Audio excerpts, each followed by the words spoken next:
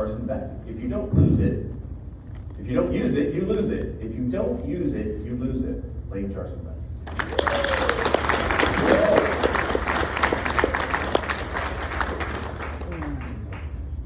I love being a grandparent. I love teaching my grandkids math, or chess, or perseverance, using phrases like, practice makes perfect. And I really love it when my grandkids ask me to join them in playtime. Although I admit, a couple of years back, I had reservations, and I learned that playtime was no longer about fancy tea parties, it was all about gymnastics. Gymnastics. Gymnastics. Ladies and gentlemen, fellow Toastmasters, honored guests, beautiful dogs. Long before this gymnastics event and invitation came my way, I was well aware of a universal force known as if you don't use it, you lose it phenomena. For those of you unaware of this phenomena, if in fact practice makes perfect was your childhood mantra, if you don't use it, you lose it, is the cosmic notification that childhood is over, the warranty on your body is ending, and the only guarantee left is injury. Now I knew this, but it was the grandkids, and you can't disappoint the grandkids. So I said, okay, Grandpa's gonna do a double handspring, somersault, cartwheel, woo!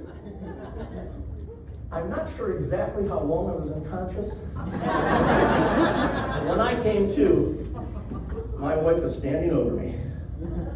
She had looks of disdain I had never seen before. Really? She said. This again? Really? You are such an idiot! Stand off. I thought that was romantic. Seriously, for somebody to stand patiently over your body, waiting to call you an idiot when you wake up, that's a one worth keeping. And she had a right to be upset. I had tempted, if you don't use it, you lose it before, and usually with similar outcomes. In fact, I believe the first time I ever encountered the phenomenon was decades earlier at my 20-year high school reunion. The invitation promised fun, laughter, memories, and a good day of Olympic competition. The reunion arrived, and the games began. First up, friendly game of doubles tennis. Now, I was representing the drama club with fellow thespian Roger, and we were totally psyched because our opponents was the physics club. So we were having a good time, laughing and joking around until everybody met at the Met and shook hands. And then walking back to the line, Roger said, you think them tattoos is real? You think the higher physics majors for the Navy SEALs? And then came that first serve. Yes, Roger, it appears they do. And from that moment on, it didn't matter who served, me, Roger, either one of the Navy SEAL Einstein brothers. We got pummeled. We lost 6 straight games in a quicker time than it takes for a table-topping speech. Other than the time the ball ricocheted off Roger's face, which, by the way, the judges ruled an illegal return, we never touched the ball once. The balls exploded off their rackets, whizzed past us like shrapnel. All we could do was hide behind our rackets and cringe. It was horrifying. They say death rides a pale horse. Wrong. Death rides a fuzzy yellow ball, and Spalding is its name. The next event was the 100-meter hurdles. Word of advice. Any party planner that adds hurdles to a foot race involving people approaching their 40s, obviously as a Satan worshiper and using you as a sacrifice to Beelzebub himself, don't do it. Secondly, if you have knee pain, hurdles are not your event.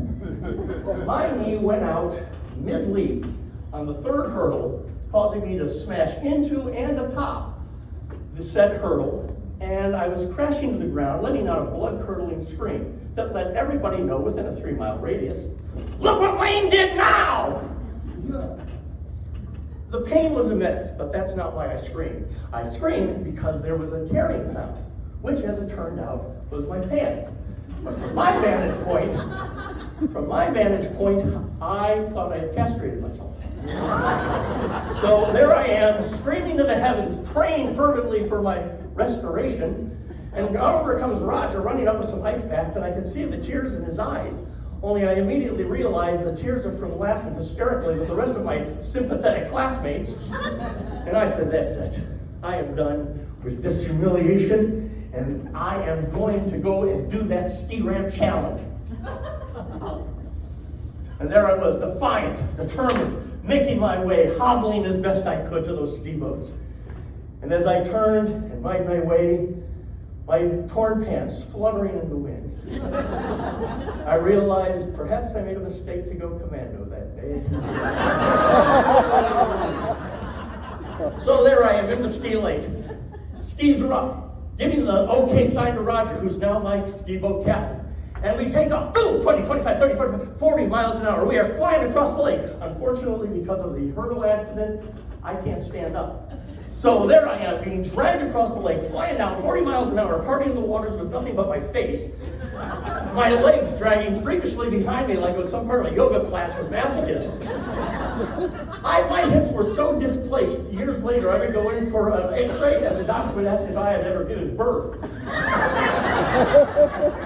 Flying down 40 miles an hour, my hairline is receding as with each passing moment from the force of the water, as terrified fish and frantic turtles are trying desperately to get out of my way. And then it occurs to me, air would be nice right about now because I'm losing consciousness.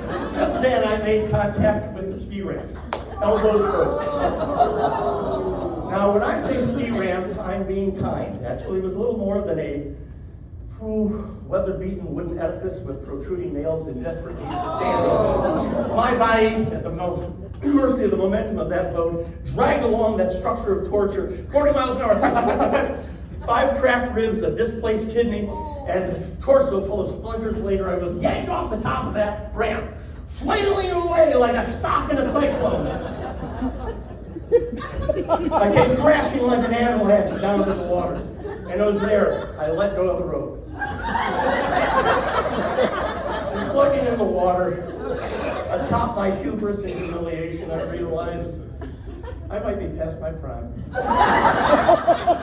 Today I say, if you don't use it, you lose it, doesn't really mean it's the end of everything. Just borrow it. And perhaps we can even learn from our mistakes and become a Toastmaster that no longer says or ah anymore. But we can always dream.